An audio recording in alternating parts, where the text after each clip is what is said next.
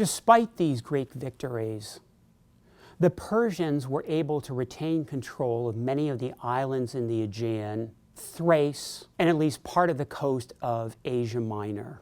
The Athenians then spent most of the next half-century trying to recapture all of the islands and push the Persians away from the coast of Asia Minor.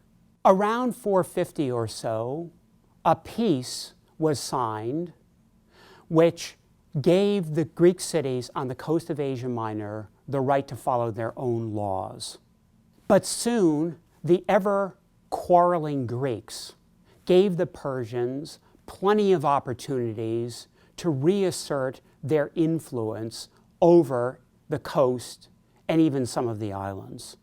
For instance, it was largely as a result of subsidies given to the Spartans and their allies in the Peloponnesus that they were able finally to defeat the Athenians at the end of the long so-called Peloponnesian War, which took place between 431 and 404. After that, for most of the first half of the 4th century, Sparta, Thebes, and Athens struggled against each other to assert dominance over the Greek world. After the Spartans squandered the initiative that they had gained through their victory in the Peloponnesian War, it was the Thebans who got the upper hand, largely as the result of a series of military innovations. For centuries, to settle interstate disputes, largely over land, Greek city-states had armed and equipped infantrymen with armor and sent them out onto fields of battle to fight against each other. These infantrymen wore helmets, breastplates, greaves, and carried a spear as their offensive weapon, and also a shield, usually made of wood, but with a kind of metal rim. In Greek sources, that shield is sometimes called an aspis, but also a hoplon. And it's from that name of the shield, a hoplon, that we get the word hoplites. Fighting shoulder to shoulder, these heavily armored hoplites sometimes were arranged in lines or ranks of 2 or 3 or 4 or even up to 8. What happened was the city-states would send their armies out, usually to some kind of open field. Sometimes the open field was the land that was in dispute. The lines of the hoplite armies would close against each other and bash into each other. The more ranks in your army, the more mass you had in your army. The object of this kind of fighting was to break open a hole in the other line. It usually wasn't to try to annihilate your enemy. It was to push them off the land itself. Of course, this was an extremely bloody kind of warfare. It was a warfare characterized by slashing and thrusting. It must have taken a great deal of courage to fight these kinds of battles. Also, Greek hoplites needed to train. They needed to be prepared to march together side by side and to protect each other in these battles with their shields.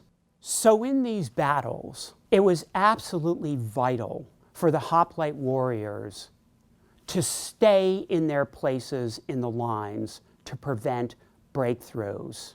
Also, you were responsible not only for protecting yourself but also the man next to you.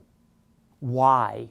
Because the shield that they held in their left arms could only protect part of their body, the left-hand side of their body. The right-hand side of their bodies, the side from which they jabbed their spears, was unprotected. And therefore, the guy on your right had to help protect you on that side.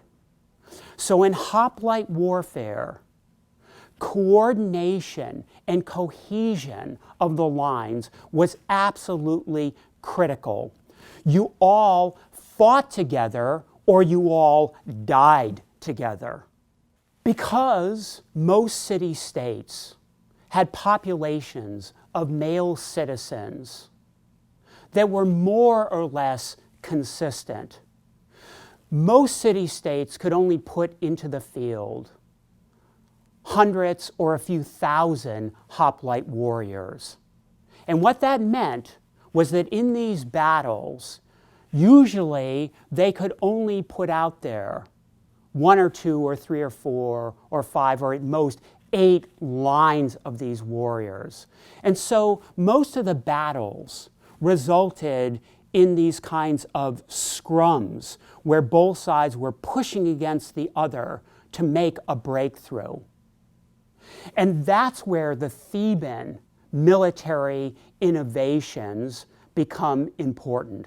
Thebes, which had a much larger population, got the idea of extending the lines, the sum total of which was called a phalanx, not just to 8 ranks, but to an unbelievable 50 ranks.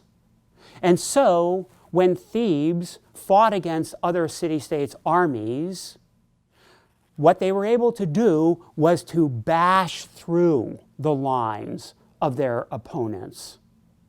They also trained up a kind of special forces unit called the Sacred Band, 150 pairs of elite soldiers who trained together from the time they were very young, camped together, and some historians said were actually lovers as well.